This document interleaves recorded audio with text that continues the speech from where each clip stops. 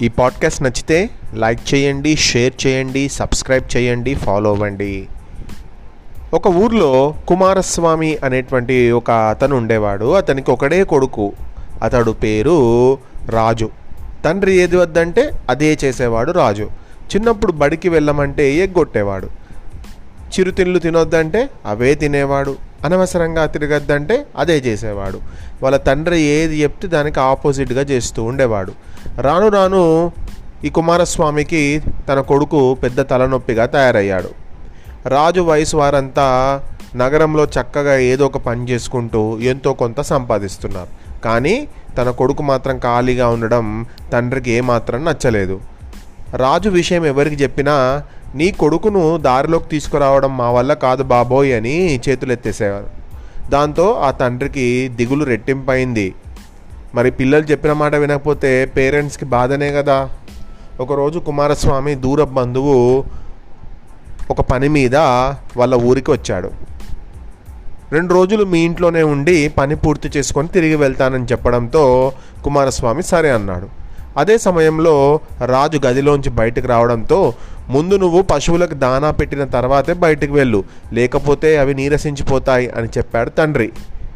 ఇక తండ్రి చెప్పింది చేయకుండా బయటకు వెళ్ళిపోయాడు కొడుకు. ఇక చేసేది లేక తానే పశువులకు దానాతో పాటు నీళ్లు పెట్టాడు. అరగంట తర్వాత తిరిగి వచ్చిన కొడుకుతో పొలంలో విత్తనాలు చల్లాలి, పనివాళ్ళు వస్తామని చెప్పి ఇంకా రాలేదు, ఇప్పుడు నువ్వు నిద్రపోకుండా ఆ పని చెయ్యి అని విత్తనాల బుట్టను చేతికి అందించాడు తండ్రి. కొడుకు మాత్రం ఆ బుట్టను అందుకోకుండా నేరుగా తండ్రి పడుకోవద్దన్నాడు కదా, కానీ ఈ రాజు వెళ్ళి మంచిగా హాయిగా పోయి గదిలోకి వెళ్ళి అక్కడ పడుకున్నాడు. ఇక చూసావా నా కొడుకు ఇలా చేస్తున్నాడు, ఏది వద్దంటే అదే చేస్తాడు, చెయ్యమన్నది మాత్రం అస్సలు చేయడు, వీడిని దారిలో పెట్టడం నా వల్ల కాదు, వాడి భవిష్యత్తు గురించి ఆలోచిస్తుంటేనే భయంగా ఉంది అంటూ తన తండ్రి తన స్నేహితుడికి చెప్పాడు. అంతా చూస్తున్నాను, నీ మాట వినంత మాత్రాన నీ కొడుకు చెడ్డవాడేం అయిపోడు, నీకు అభ్యంతరం లేకపోతే మీ వాడిని నాతో పంపు, దారిలోకి తీసుకొచ్చాక నీకు మళ్ళీ కబురు పంపుతాను, అప్పుడు వచ్చి నువ్వు నీ కొడుకును తీసుకెళ్ళొచ్చు అన్నాడు వాళ్ళ స్నేహితుడు. చెప్పినట్లుగానే మరుసటి రోజు రాజుని తనతో పాటు ఇంటికి తీసుకువెళ్ళాడు వాళ్ళ స్నేహితుడు. కొంతకాలం గడిచాక కుమారస్వామి రమ్మని కబురు పంపాడు. రాజు, నువ్వు ముందు మనందరికీ వంట వండు, ఆ తర్వాతే వరండాలోని మిరపకాయలను ఎండబెట్టచ్చు అన్నాడు. అది విన్న రాజు వెంటనే బస్తాలోంచి మిరపకాయలను గబగబా ఎండలో ఆరబోశాడు. తర్వాత వంట పనిలో గంటలో పూర్తి చేశాడు. భోజనం చేశాక మీ నాన్న విశ్రాంతి తీసుకునేందుకు ఏర్పాటు చేయవద్దు, ముందు మాత్రం మా ఇద్దరికి నువ్వు కిల్లి వెళ్ళి కొట్టు నుంచి తీసుకొనిరా అని చెప్పాడు. అది విన్న రాజు ఆపోజిట్ చేసిండు. తండ్రి విశ్రాంతి తీసుకునేందుకు మంచిగా బెడ్ని అంతా అరేంజ్ చేసిండు. వెళ్ళి షాప్కి వెళ్ళి కిల్లి కొట్టుకు వెళ్ళి పాన్ కూడా తీసుకొని వచ్చిండు.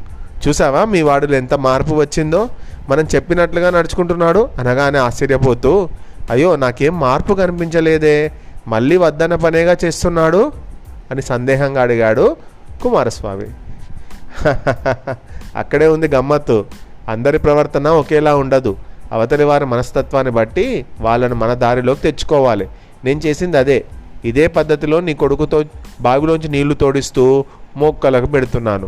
ఎడ్ల బండిపై ఎరువులు తీసుకెళ్ళి పొలంలో చల్లించాను, నాగలితో దున్నించాను. మనం చెప్పిన పని కాకుండా ఎవరైనా ఆపోజిట్గా చేస్తున్నప్పుడు ఏ పని అయితే మనకు కావాలో దాన్ని వద్దని చెప్పాలి.